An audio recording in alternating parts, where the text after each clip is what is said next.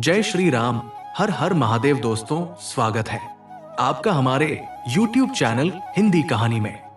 आज जो कथा मैं सुनाने जा रहा हूं वो सिर्फ एक कहानी नहीं है, ये एक भविष्यवाणी है, एक श्राप है और शायद वो सबसे बड़ा कारण है जिसके चलते आज पाकिस्तान नाम का देश चैन से नहीं जी पा रहा।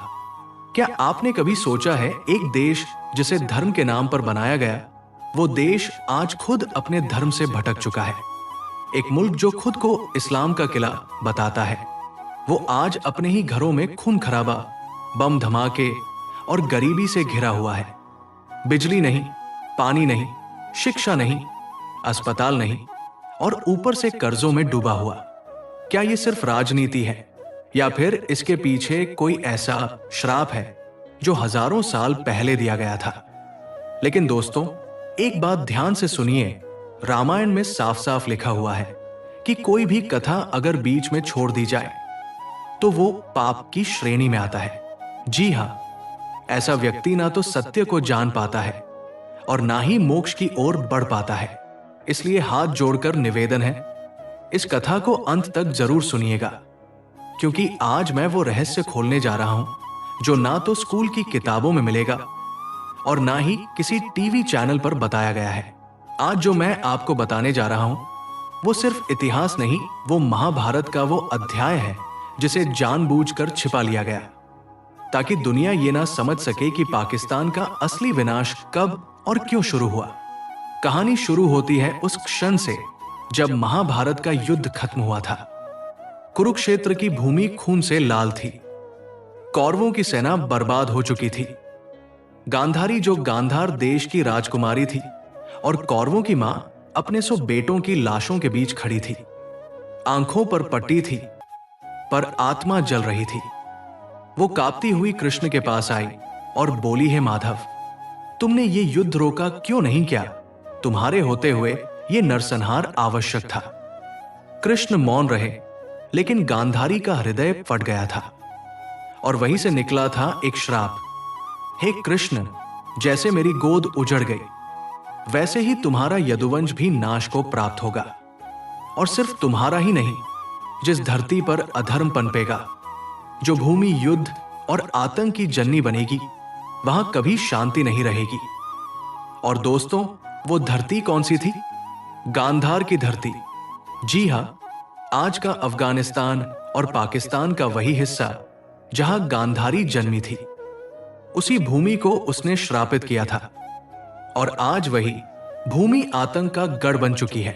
पाकिस्तान की बदहाली, बर्बादी और बेचैनी की असली वजह अगर कुछ है तो वो है गांधारी का श्राप। गांधारी का श्राप ब्रह्मांड के कण कण में गूंज उठा था। वो श्राप सिर्फ शब्द नहीं थे, वो एक मां का फूटता हुआ हृदय था। उसकी असहाय क्रोध की अग्नि थी जो काल को चीरती हुई भविष्य के नक्शे को जला रही थी। गांधारी बोली, जिस धरती ने मेरी कोख से जन्मे 100 पुत्रों को युद्ध के लिए उकसाया, वो धरती अब कभी शांति का अनुभव नहीं करेगी। वहां धर्म का सूरज कभी नहीं उगेगा। वहां क्रोध, लालच, आतंक और अधर्म की ही खेती होगी। और वो भूमि तब तक सिसकती रहेगी जब तक वहां का हर जीव पीड़ा में ना डूब जाए। कृष्ण चुप थे, लेकिन उनके नेत्रों में गहरा शोक था। वो जानते थे गांधारी की पीड़ा न्यायोचित थी। एक मां अपने 100 पुत्रों को खोकर भी धैर्य नहीं खोती, पर जब कृष्ण ने एक बार भी हस्तिनापुर को युद्ध से बचाने का प्रयास किया था, तब सबने उसे टाल दिया था। अब परिणाम सबके सामने था। लेकिन मित्रों, यही श्राप धीरे धीरे समय के साथ साकार होता गया। महाभारत के युद्ध के बाद जिस गांधार देश की राजकुमारी ने कृष्ण को श्राप दिया था, वो भूमि अब शापित हो चुकी थी। वही गांधार जहां आज पाकिस्तान और अफगानिस्तान का अस्तित्व है। उस भूमि पर धीरे धीरे राजाओं का पतन शुरू हुआ। धर्म का लोप होने लगा। विदेशी आक्रांताओं ने बार बार उसी धरती को रौंदा। सिकंदर से लेकर गजनवी तक, तैमूर से लेकर बाबर तक, सबने उसी भूमि को अपने लालच की जड़ बनाई। हर बार रक्त बहा, हर बार सभ्यता टूटी, लेकिन असली विनाश तो तब शुरू हुआ जब सन 1947 में भारत को विभाजित कर एक नया देश खड़ा किया गया, पाकिस्तान। एक ऐसा राष्ट्र जो धर्म के नाम पर बना, पर जिसमें आज धर्म ही सबसे बड़ा मजाक बन चुका है। पाकिस्तान की धरती उसी गांधारी के श्राप की छाया में जन्मी और उसी की छाया में अब तक जल रही है। कभी आपने गौर किया है, पाकिस्तान जब भी शांति की ओर बढ़ता है, कोई ना कोई संकट उस पर टूट पड़ता है। कभी आतंकवाद, कभी राजनीतिक उथल पुथल, कभी बाढ़ तो कभी भूखमरी, कभी कर्ज के बोझ तले दबा तो कभी अंतर्राष्ट्रीय मंचों पर अपमानित। उसकी सेना ही उसका शासन खा जाती है, उसकी राजनीति ही उसका चरित्र खो देती है। क्या ये सब संयोग है, या फिर ये सब उसी श्राप की निरंतरता है जो महाभारत के युद्ध भूमि में गांधारी ने दिया था? शास्त्रों में लिखा है, मातृश्राप निवार्येत, अर्थात मां का श्राप यदि समय रहते शांत न किया जाए तो वो पीढ़ियों तक नाश करता है। और पाकिस्तान ने उसी मां गांधारी की वाणी को नजरअंदाज कर दिया। उसी गांधार की धरती पर इस्लाम का परचम लहराने वाले ये भूल गए कि इस भूमि पर पहले धर्म, दर्शन और तप की शक्ति गूंजा करती थी। लेकिन आज क्या है वहां? बम, बंदूक, नफरत और छल। अब सुनिए सबसे चौंकाने वाला हिस्सा, गांधारी का एक और वाक्य जो महाभारत के श्राप पर्व में उल्लेखित है। वहां लिखा है, यत्र धर्मो न प्रतिष्ठति तत्र दुअखंड सदा वसेत, अर्थात जहां धर्म स्थापित नहीं होता वहां दुख स्थायी हो जाता है। और यही हुआ उस धरती के साथ जिसे आज पाकिस्तान कहते हैं। धर्म का नाम लेकर वो मुल्क बना, लेकिन धर्म की आत्मा कभी उसमें नहीं उतरी। गांधारी का श्राप सिर्फ एक दैविक उद्घोष नहीं था, वो एक नियति थी। और जब जब पाकिस्तान ने अधर्म का साथ दिया, आतंकवाद को पोषित किया, निर्दोषों का रक्त बहाया, उस श्राप की अग्नि और तेज होती गई।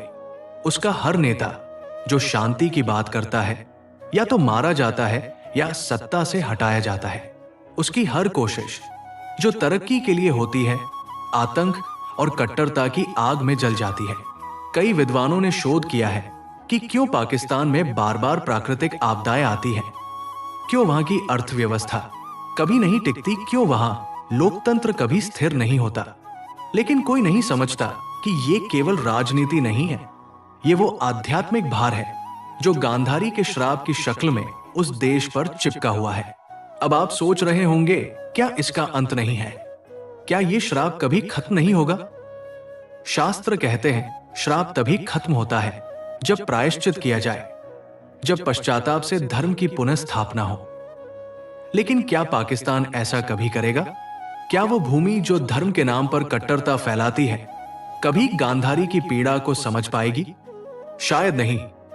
और जब तक ऐसा नहीं होता, तब तक वो राष्ट्र चैन से नहीं जी पाएगा। उसकी आत्मा हमेशा अशांत रहेगी, उसकी धरती पर कभी हरियाली स्थायी नहीं होगी। तो दोस्तों, जब भी आप टीवी पर पाकिस्तान की हालत देखते हैं, भूख, दंगे, बम धमाके, कर्ज और बर्बादी, तो याद रखिएगा, ये सब आज नहीं शुरू हुआ। ये सब हजारों साल पहले शुरू हुआ था एक मां के श्राप से। और वो मां कोई और नहीं बल्कि कौरवों की जननी, गांधार की राजकुमारी गांधारी थी। तो दोस्तों, अगर आपको यह रहस्य पसंद आया तो चैनल को सब्सक्राइब करना मत भूलिएगा, क्योंकि हम आगे भी आपके लिए ऐसी ही अनसुनी और रहस्यमयी कथाएं लाते रहेंगे। जय श्री राम, हर हर महादेव।